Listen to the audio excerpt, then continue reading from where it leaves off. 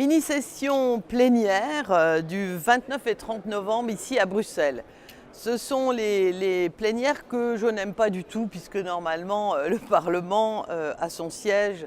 à Strasbourg et normalement les fins de procédure, les votes doivent se dérouler dans le lieu qui a été décidé par les traités européens pour que la démocratie européenne s'exprime. Donc les mini-sessions sont comme des exceptions et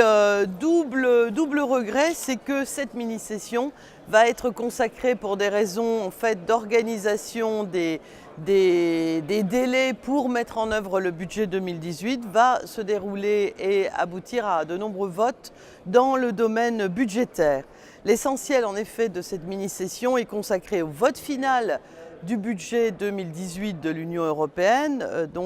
qui va marquer davantage de soutien bien sûr aux jeunes, comme je l'ai déjà expliqué à plusieurs reprises, aux problèmes de sécurité, aux problèmes de croissance. Dans le même ordre d'idées, cette mini-session nous amènera à parler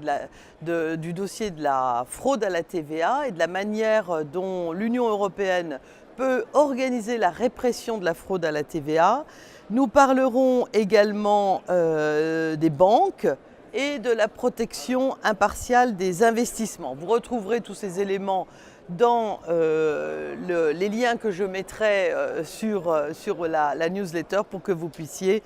approfondir les éléments. Juste un chiffre sur la répression de la fraude à la TVA, ça permettrait de ramener vers les États membres plus de 40 milliards d'euros supplémentaires par an. Donc ça ne se trouve pas sous le pied d'un cheval, c'est donc quelque chose de très important. Nous parlerons des missions civiles, des missions militaires civiles pour la consolidation de la paix et des missions que ces militaires opèrent dans des pays tiers, mais bien sûr sous des conditions très strictes. On aura une résolution sur le Yémen, sur la situation gravissime au Yémen, et un point très intéressant sur l'état de l'Union européenne en matière d'énergie. C'est vraiment depuis plusieurs années un élément structurant du fonctionnement des États membres de l'Union européenne, de l'idée d'avoir, comme dans d'autres domaines, une vision et des objectifs d'ensemble de nature européenne sur l'énergie. Enfin, un dossier qui me tient très à cœur et qui est en train d'être finalisé avec comme rapporteur Helga Stevens, qui est donc une très jeune collègue belge, qui est malentendante et qui donc a travaillé toute la stratégie en faveur des personnes handicapées en soulignant qu'on fait déjà beaucoup de choses, mais on peut faire mieux dans cette stratégie qui s'appuie sur la Convention cadre des Nations Unies relative aux droits des personnes handicapées à laquelle l'Union européenne dans sa globalité est partie. Elle insiste donc sur 8 priorités. 8 c'est beaucoup, mais en même temps c'est tout à fait faisable par rapport à la prise en compte du handicap, qui est aussi une prise en compte intelligente du vieillissement de la population en Europe. Donc évidemment les problèmes d'accessibilité, les problèmes de formation, les problèmes d'emploi, les problèmes de participation, les problèmes d'égalité, les problèmes d'éducation, les problèmes de protection sociale et de santé sont les 8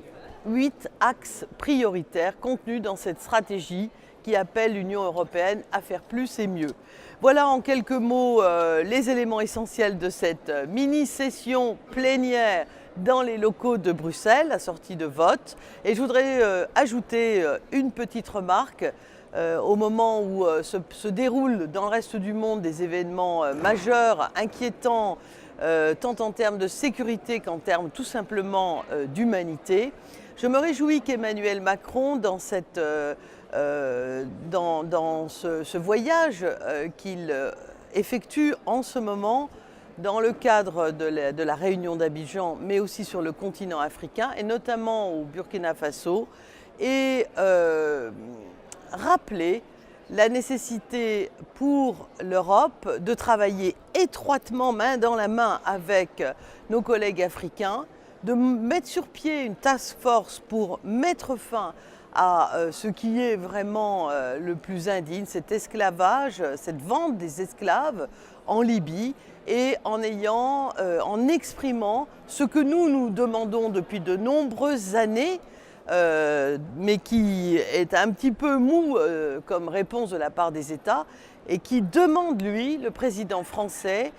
donc une lutte acharnée et avec la plus grande des fermetés contre les passeurs et autres criminels en matière d'esclavage sur le continent africain. Voilà en quelques mots l'actu de cette semaine de fin novembre 2017.